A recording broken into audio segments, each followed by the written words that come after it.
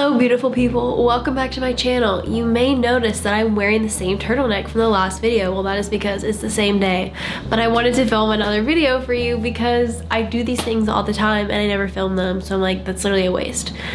So today I want to show you how I grocery shop. So the first thing that I do is I take inventory of what I have. So I'm going to show you my fridge, we're going to clean it out together, and then we're going to make a list, and I'm going to show you how I do that. Okay guys, we all have way too many sauces and condiments in our refrigerator. So basically what I'm doing here is holding myself accountable and going through everything just to make sure that nothing has expired.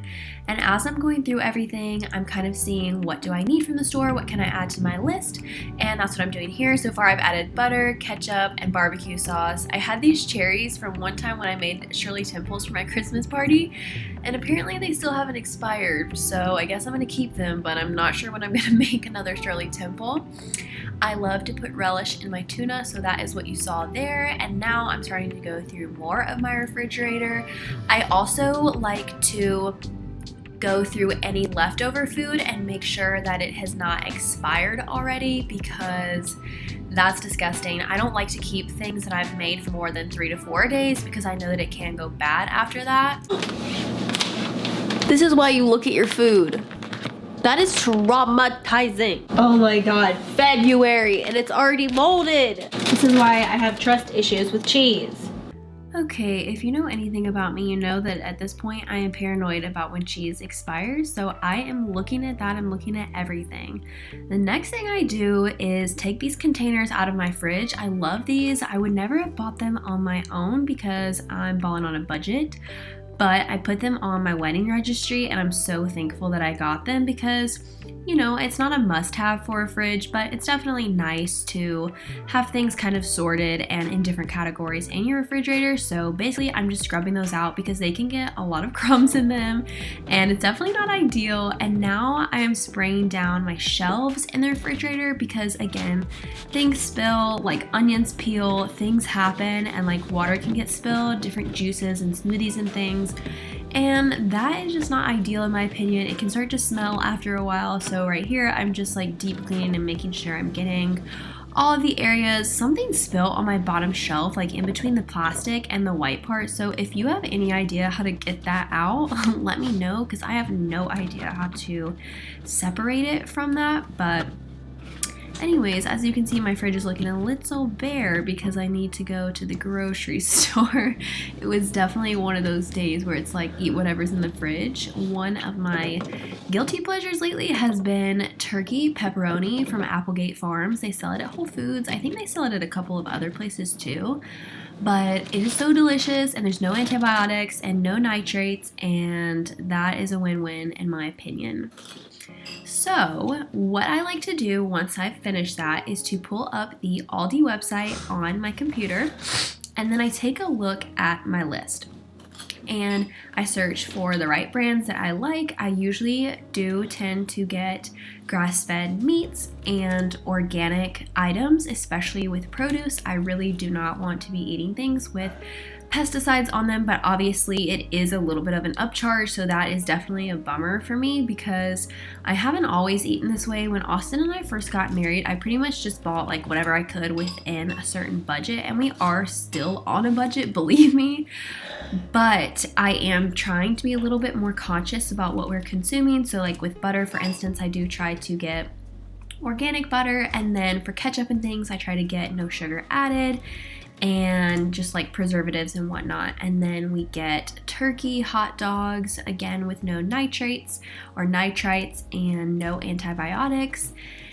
And I'm trying to think what other swaps we've made. Okay, I literally could not remember anything to save my life. So what I'm gonna do is just basically give you a rundown of the meals that I had planned for this particular week. So for Friday, I did frozen pizza because I was headed to babysit and Austin was going to be by himself, so I figured that would be something easy and quick and delicious. And then for Saturday, I forgot to write a meal down, so I think we ended up going out with a gift card that we had received for Christmas. And then Sunday, I scheduled salmon, rice, and asparagus. And this is something that sounds complicated, but it's actually very easy. So there's a recipe that I really like for salmon that I found on TikTok. And basically, you season the top of the salmon with salt, pepper, I want to say garlic powder, and a tiny bit of cumin. I just added that on my own. That was not a part of the recipe. But then you fill the entire bottom of a pan with oil, and then you heat it up, and then you put 2 pieces of salmon in the skillet at a time. You cook for 5 minutes on each side, and then you do that for all the pieces that you're trying to cook.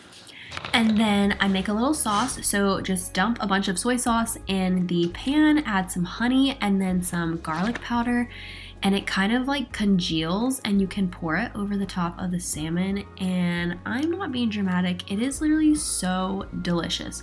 Okay, so ironically, what I'm showing you here is how I scheduled out my meals for the week. This is super helpful. I don't get a chance to do it every week, but it at least reminds me like, okay, this is the structure, this is the plan. And we also have a acrylic like calendar meal prep thing that it hangs on the refrigerator, and I got it at the Target dollar section. But anyway, I usually try to write the meals on that for the week so that Austin and I can both see them when we wake up in the morning when we're grabbing our meals for the day, so that we can be reminded like, hey, today is a lighter day for dinner, or there won't be cleanup, etc. Or maybe it will be a little bit more involved and we can both join in on that. So anyway, that's super helpful. Those are my tips. And so some of the other meals that I like to do, Tuesday we did takeout, or sorry, that was Monday. Monday we did takeout. Tuesday we did tacos. Wednesday, hot dogs with a salad. And then Thursday is bean soup that I love to make. What I am showing you here is the app 28. It is literally life-changing. It basically recommends different types of foods that would be great and non-inflammatory for your cycle. Now that I have all my groceries ordered, I want to show you what I do. So I have a folder on TikTok, and it just has all my recipes in it. Okay, so here's all the recipes that I have saved, and it's so easy. I just click what I think I'm feeling for that week. And one thing about me is I have not made all of these, but I have made a good bit of them. And I think it's really nice to test things out and try things out and see what you like and incorporate certain things of that into your rotation. So like there's a bean soup that I really like. There is a salmon recipe that I really like. There's a lot of different things that I think are really good, obviously because they've made our rotation. And I think it's good to have that rotation. I also check my 28 app to show what is gonna help me at different parts of my cycle. So like this time I ordered spinach and beef and like different things like that that are gonna help my hormones and my cycle. Aldi is literally so fast. They always send this text. Saying like, due to high demand, like it might take a while, blah, blah, blah. No, they literally will start shopping in about 20 minutes and have everything ready before my pickup window even starts. So I highly recommend Aldi. They're literally the best. I'm probably gonna have Austin pick it up since I have to go babysit. If you are struggling and if you are like wanting to stay on a budget, I highly recommend planning out all of your meals, filling in gaps, and using certain meals that overlap with ingredients. And I guarantee you probably have a lot more ingredients in your fridge or in your pantry than you realize. So all of these tips have really helped me to stay on a budget. Now, when I say a budget, we do spend about anywhere between $500 and $700 a month on groceries. I try to stay closer to $500, but sometimes it just goes over because I do like to buy mostly organic things. I like to buy pasture-raised eggs. I like to buy organic grass-fed beef and milk and chicken because it's just so important, like how that can affect your hormones and cause other diseases and whatnot because of the artificial chemicals that the animals are being pumped full of. I don't want that in my body, and I don't want that to affect me, so I stay clear of that. But anyways, I hope this video has been helpful for you guys, and I might show unloading the groceries, but Austin will be doing it, so I don't know if he'll film. But anyways, I love you, and I hope you have a great year, and I hope that you stay on a budget. And if you have any tips, comment below, and I'll see you in my next one. Bye! Okay, this is the last part to the how I grocery shop video. I just wanted to show you one of the meals that I'm making, what ingredients I like to use, and just the fact that Aldi's has great organic options. Okay, Also, I filmed this once already and my microphone was not on, so that was fun. Okay, so I use one of these for tacos. This is the kind I like from Aldi. I love that they have grass-fed beef. And then this is the cheese I use. I love this option too. And then I'll grab a pepper and then some salsa. Avocados, I love this brand. Let me see. There it is. And then I'll grab an onion to cut up. Oh my god, what the heck was that? Ew.